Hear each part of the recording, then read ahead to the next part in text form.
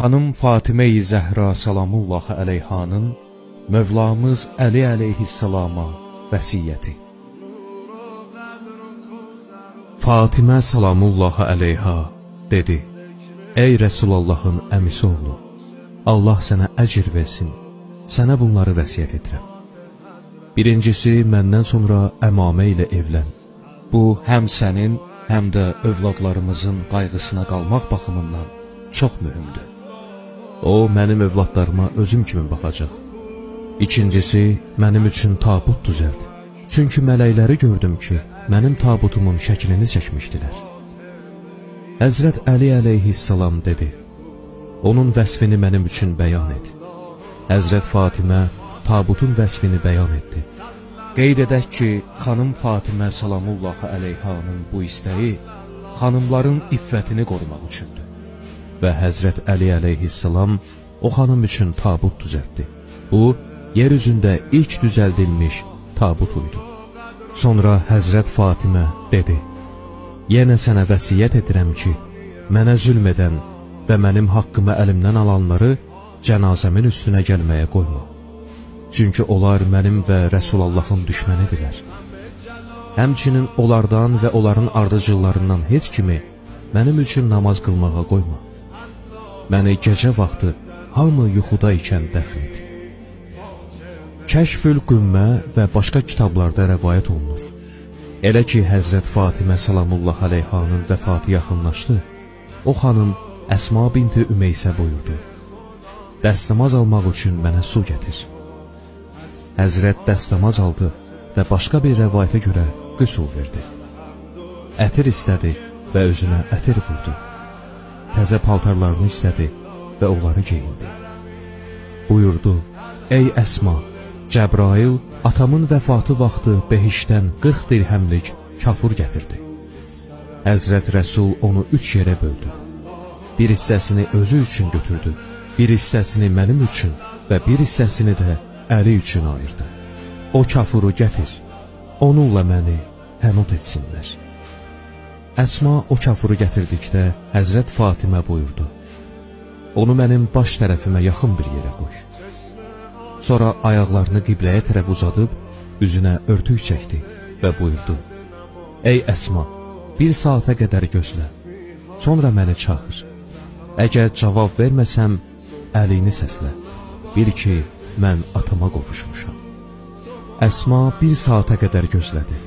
Sonra o Həzrəti çağırdı, amma bir səs eşitmədi və dedi: Ey Mustəfanın qızı, ey Adəm övladları içərisində ən yaxşı insanın qızı, ey Meyrac gecəsində Qab-ı Qövseyn ya ədna mərtəbəsinə yetişən şəxsin qızı. Cavab eşitmədiyi üçün örtüyünü onun mübarək üzündən açdı və gördü ki, ruhu cənnət bağlarına pərvaz edibdir. Əsma o xanımı qucaqlayıb öpür və deyirdi: Həzrət Rəsulallahın huzuruna yetişdikdə Əsma binti Ümeysin salamını ona yetir. Bu vaxt Həzrət İmam Həsən və İmam Hüseyn əleyhissalam qapıdan içəri daxil oldular və dedilər: Ey Əsma, anamız bu vaxtı niyə yatıb? Əsma dedi: Sizin ananız yatmayıb, doğrusu aləmlərin Rəbbinin rəhmətinə vasil olub. Bunu eşitdikdə İmam Həsən əleyhissalam özünü anasının üstünə atıb, onun nurani üzündən öpərək deyirdi: Ey ana, mənimlə danış, yoxsa ruhum bədənimdən çıxacaq. İmam Hüseyn əleyhissalam anasının ayaqlarına düşüb, onu öpərək deyirdi: Ay ana, mənəm övladın Hüseyn, mənimlə söhbət et, yoxsa ürəyim partlayar və dünyadan gedərəm. Əsma dedi: Ey Rəsulallahın 2 ciyər güşəsi, gedin atanızı xəbərdar edin və ananızın ölüm xəbərini ona çatdırın. Onlar çölə çıxdılar və məscidə yaxınlaşanda ucadan ağlamağa başladılar. Səhabələr onların qabağına qaçıb dedilər: Ey Rəsulallahın övladları, ağlamağınızın səbəbi nədir? Allah Taala sizin gözünüzü ağlar etməsin, babanızın yerini boş görüb, onunla görüşməyin şövqündən ağlayırsınız. Dedilər: Anamız dünyadan köçdü. Həzrət Əmirəl-Mominin əleyhissalam bu dəhşətli xəbəri eşitdikdə üzü üstə düşüb qəşş etdi. O Həzrətin üzünə su vurub özünə gətirdilər. Həzrət buyurdu: "Səndən sonra mənə kim təsəlli verəcək?" Sonra bu iki beyt şeiri o Həzrətin müsibətini oxudu. İki dostdan təşkil olunmuş birliyin axırı ayrılıqdır. Ayrılıq və ölümdən başqa bütün müsibətlər kiçikdir. Fatimənin Həzrət Rəsulallahdan sonra dünyadan getməsi mənim üçün heç bir dostluğun qalmamasına dəlildir. Rovzətül Vaizin adlı kitabın rəvayətinə əsasən, Həzrət Fatimə salamullah aleyhanın vəfat xəbəri Mədinəyə yayıldıqda, kişi və qadınların hamısı o Həzrətin müsibətinə ağladılar.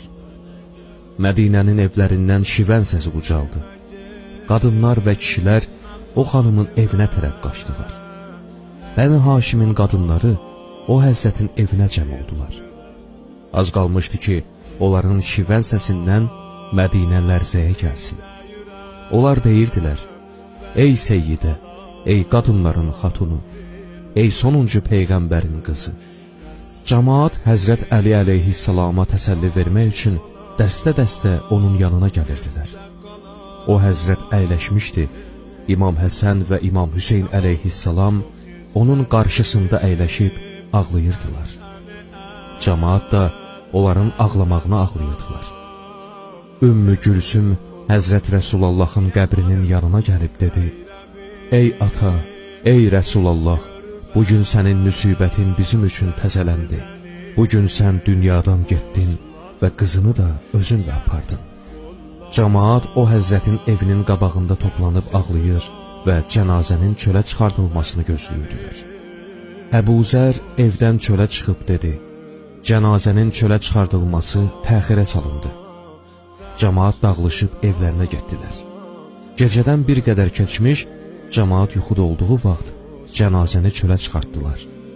Həzrət Əmirəl-Müminin əleyhissalam, İmam Həsən və İmam Hüseyn əleyhissalam, Əmmar, Miqdad, Əqil, Zübeyr, Əbu Zər, Salman, Bürəydə, Bəni Haşimdən bir dəstə və o Həzrətin yaxın adamları Fatimə salamullah aleyhaya cənazə namazı qılıb, elə həmin gecə onu dəfn etdilər. Həzrət Əmirəl-Müminin xanımın qəbrinin ətrafında başqa 7 qəbir də düzəltdi ki, o Həzrətin qəbri tanınmasın. Başqa bir rəvayətə görə 40 qəbir düzəltdi ki, o məzlum xanımın qəbri onların arasında tapılmasın və başqa bir rəvayətə görə o xanımın qəbrini yerlə bir hamar etdi ki, orada qəbrin olduğu bilinməsin. Bunların hamısının səbəbi buydu ki, o xanımın qəbrinin yeri məlum olmasın, onun qəbrinə namaz qılmasınlar və o xanımın qəbrini açmaq fikrinə düşməsinlər. Odur ki, o xanımın qəbrinin harada yerləşdiyi barədə ixtilaf vardır. Bəziləri xanımın qəbrinin Bəqi qəbirstanlığındakı imamların qəbrinin yanında olduğunu deyirlər. Bəziləri isə o xanımın qəbrinin Həzrət Rəsulallahın qəbri ilə minbər arasında yerləşdiyini deyirlər. Çünki Həzrət Rəsulallah buyurubdur: "Mənim qəbrimlə minbərimin arasında behiş bağlarından biri yerləşmişdir və mənim minbərim behişdə açılan qapılardan biridir." Bəziləri də o xanımın öz evində dəfn olunduğunu deyirlər və bu ən doğru xəbərdir. Belə ki, səhih rəvayət də onu təsdiq edir. Xanım Fatimə-i Zəhra salamullah aleyhanın pak ruhuna salavat deyək.